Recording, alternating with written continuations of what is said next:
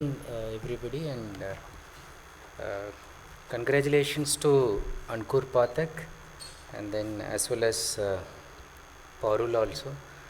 So she's the soul behind this book, and I know both of them. So I'm happy to be part of this book veiling ceremony. Uh, they came to me a couple of days before, and then they showed to me the book already. So they gave me some time to go through the book.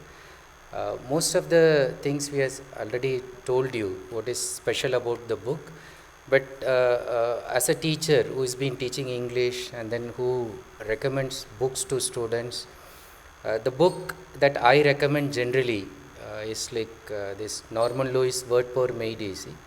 From first year to third year, whenever they ask, how do you want to improve our vocabulary?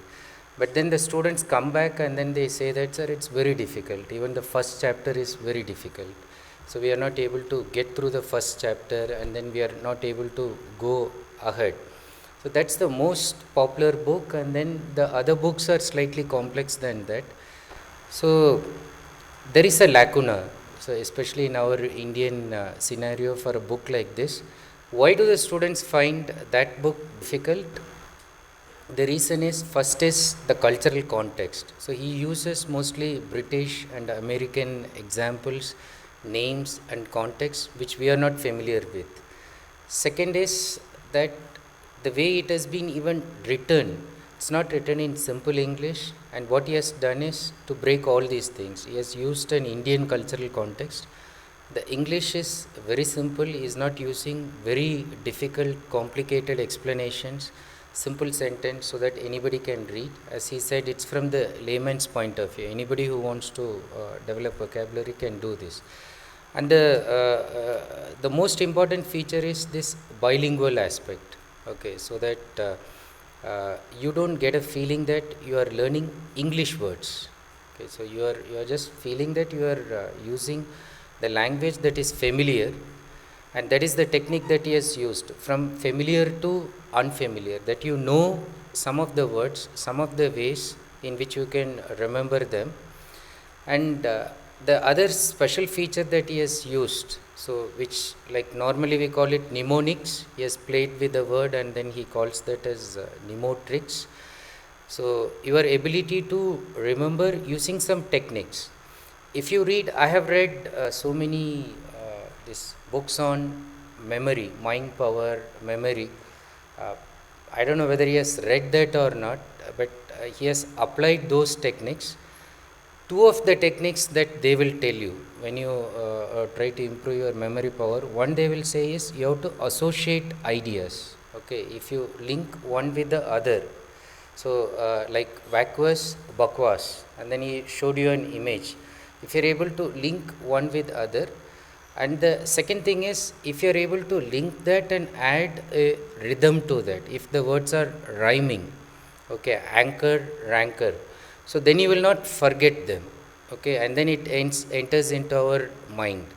So the efforts that he has taken, about 3 years he's been working on this book, his own experience on giving various competitive exams, his own training in training other students, everything has come inside the book. And when I saw that, I told him that this is like first of its kind, and this is something particularly first year students, even here, when they come and then their vocabulary is very less, and then they don't know how to improve their vocabulary. I just tell them the importance of vocabulary, but at the same time, the book that I recommend suits some people, not all. But this is something that suits for all. And then the example that I tell them why they should try to develop their vocabulary suits as an introduction to this book also. I tell them knowledge is power, and knowledge is not something that you will just get as a ready-made component. So it's made up of very small units, and one of the major unit by which you can develop your knowledge is vocabulary. Okay, the word power. So in fact, Norman Lewis uses this word power to tell you that word is the first thing that gives you power. Now, any knowledge, any aspect of learning, if you look at it, it's containing of words. So if you, for example, if it is about medical, so there are again group of words which you do not know. So it's, in a sense, it's about learning words, and then it amounts to gaining knowledge. Now, I also give the example to students. I tell them that imagine that your bank balance is zero. Okay, so what will you do? How will you be? So you'll be very unhappy. So, and then like there is nobody to give you money.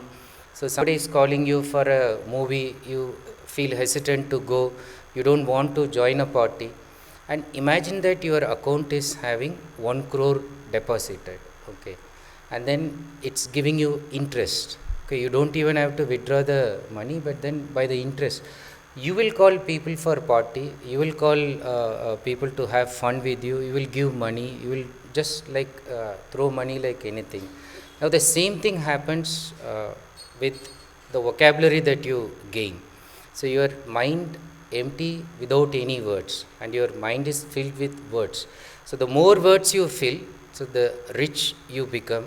And then words have this power, like it gives you interest. So you'll be able to link one word with the other word, and then you'll be able to, like words like sympathy, empathy, antipathy, all words will have one meaning, and then you'll be able to gain one, and then you'll be able to gain more by association. So that gives you the power. And then he was saying that at the end of his speech, he said that there is no shortcut for gaining success, but he has contradicted his own statement. So this book is actually giving a very shortcut to gain success. Okay, so I wish that you use this and then become more successful in your life. Thank you for giving me this opportunity.